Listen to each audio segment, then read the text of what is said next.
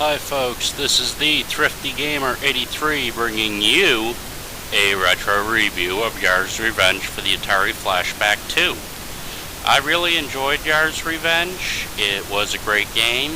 I'm sorry, but due to my video recording software, it really doesn't look that great, but it is a great game. It is a great console. It's not a port, it's not the SNES, it's not the NES on a chip. So you get the sense that yes, this is really what it was like playing.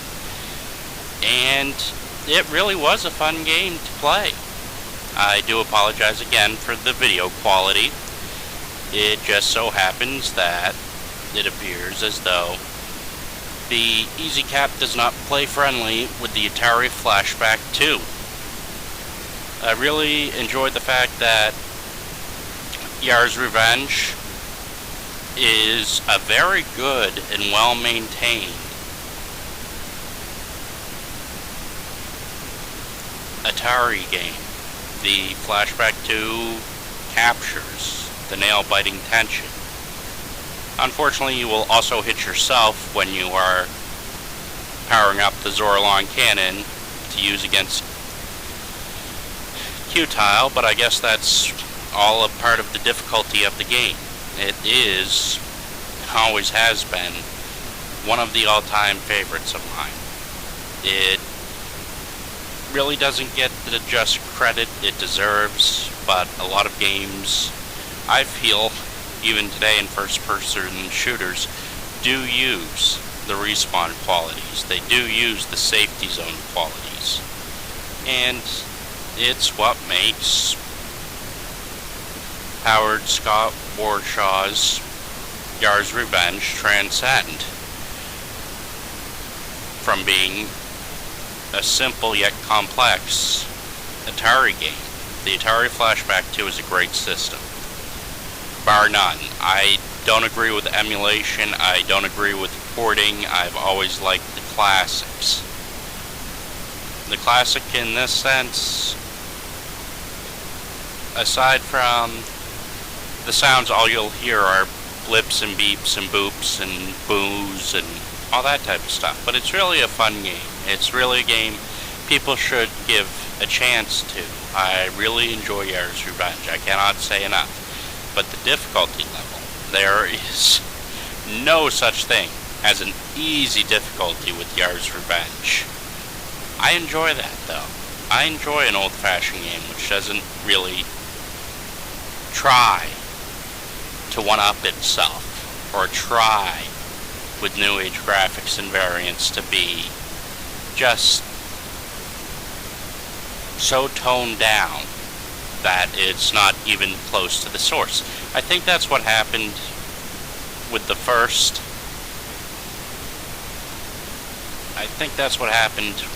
Atari Flashback.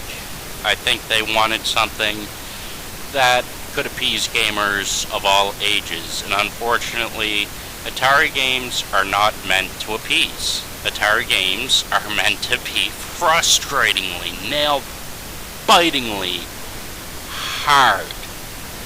And it's not the fault of anyone involved. It's not the programmer's fault, and it's not the developer's fault. It's just that games back in the 70s, 80s, and 90s never failed to tell you, you suck! I think that's something that's lacking in today's games. I think that a game over screen is severely and sorely lacking.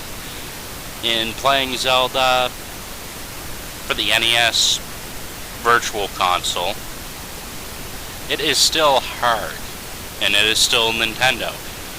And Yars' Revenge capitalizes.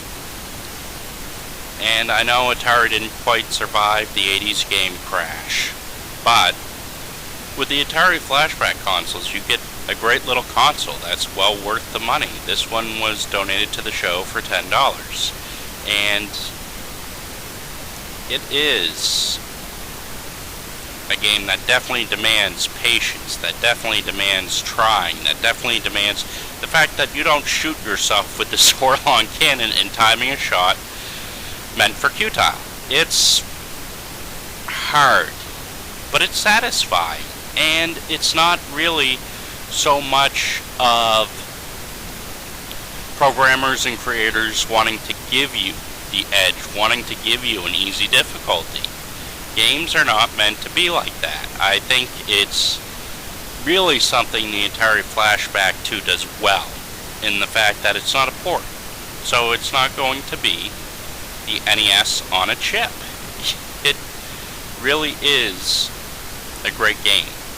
I think in a lot of ways, even though the era has passed, even though it's no longer the 70s and 80s or 90s, I think games still need the difficulty levels.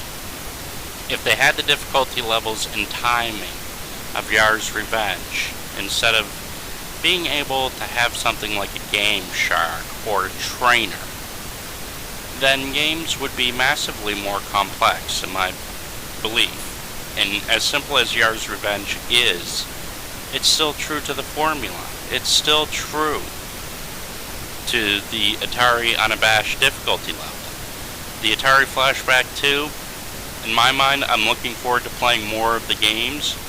I'd say for Yar's Revenge, yes, if you enjoyed it originally, that you should buy it. The controls are tight. They're not as slippery as the Atari Flashback 1. And they're not as slippery, as I've also noticed, as the Nintendo Virtual Console at times. Rant, rave, love, hate, subscribe, folks. Click that little button. I need all the subscribers I can get. Have a good one. I'll see you next week, folks.